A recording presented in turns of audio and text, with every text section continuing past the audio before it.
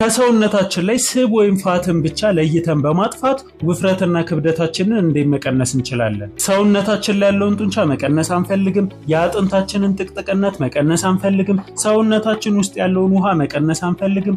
ማራገፍ የምንፈልገው እላያችን ላይ የያዝነውን ስብ ወይም ፋት ብቻ ነው። ለእናንተም ለሌሎችም ስለሚጠቅም ሴፍ ሼር እና ፎሎ ያደርጋችሁ። ይሄንን የምናደርገው የሰዓታት ጾም ወይም ደግሞ ኢንተርሚተንት ፋስቲንግ የሚባል ዘዴን በመጠቀም ነው። ይሄ 24 ሰዓቶችን የያዘ ሰዓት ነው። ከጧት 12 ሰዓት እስከ ማታ 12 ሰዓት፣ ከማታ 12 ሰዓት እስከ ንጋቱ 12 ሰዓት።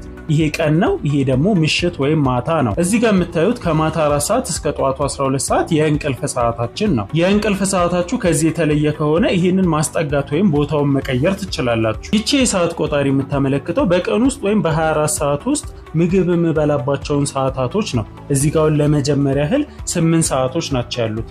1 2 3 4 5 6 7 8።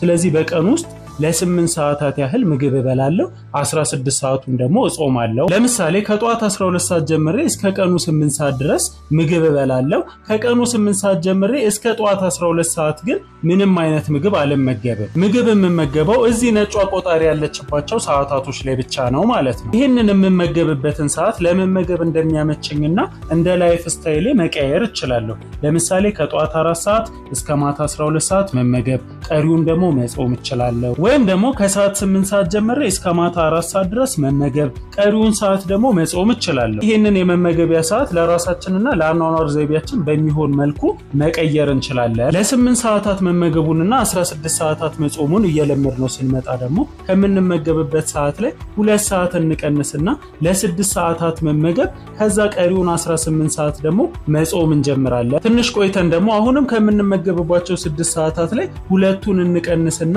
4 ሰዓቱን መመገብ፣ 20 ሰዓቱን መጾም እንጀምራለን ማለት ነው። እሱ ደግሞ ይሄንን ይመስላል። 4 ሰዓታቶችን መመገብ፣ የቀረውን 20 ሰዓታት ግን መጾም። ይቺን የምንመገብባትን ሰዓት እንደምንፈልገውና እንደሚመቸን ማስተካከል እንችላለን። ግን እንዴት ነው እንደዚህ ለሰዓታት ብቻ መመገብ፣ ቀሪውን መጾም ከሰውነታችን ላይ ፋትን ወይም ስብን ብቻ ለይቶ ሊያጠፋ የሚችለው? ምግብ ስንመገብ የሰውነታችንን የነዳጅ ታንከር ለቀጣይ 12 ሰዓታቶች እንሞላዋለን። ይህም ማለት ሰውነታችን እላዩ ላይ ያሉትን አካላቶችንና ኦርጋኖችን ለመጠበቅ፣ ለመኖር እና ለመንቀሳቀስ ለቀጣይ 12 ሰዓታት የሚጠቀመው ይህን በምግብ የቀዳነውን ነዳጅ ነው ማለት ነው። ይሄ ነዳጅ ሰውነታችን ውስጥ የሚቀመጠውና የሚጠራቀመው ደማችን ውስጥ ሲሆን የተረፈው ደግሞ ጉበታችን ውስጥና ጡንቻዎቻችን ውስጥ ይጠራቀማል። ስለዚህ ጾሙን ከመጀመራችን በፊት ሰውነታችን ውስጥ ያለው ነዳጅም ሰውነታችን ላይ ያለው ፋት ወይም ስብም ሙሉ ነበረ።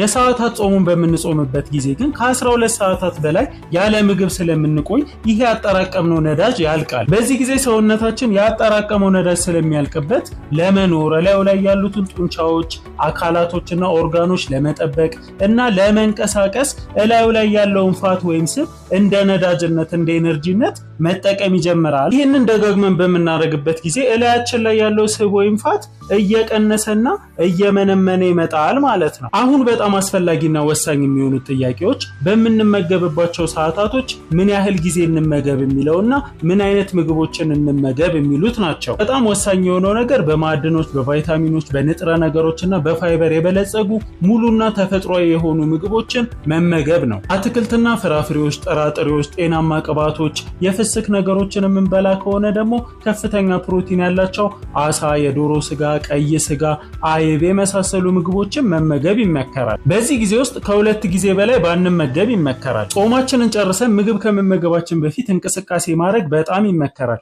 ይሄ ማለት ረጅም ርቀት ወክ ማድረግ ሊሆን ይችላል፣ ስፖርት መስራት ሊሆን ይችላል። ከወደዳችሁትና ከጠቀማችሁ ሼር፣ ሴቭ እና ፎሎ እያደረጋችሁ አመሰግናለሁ። ይመቻችሁ።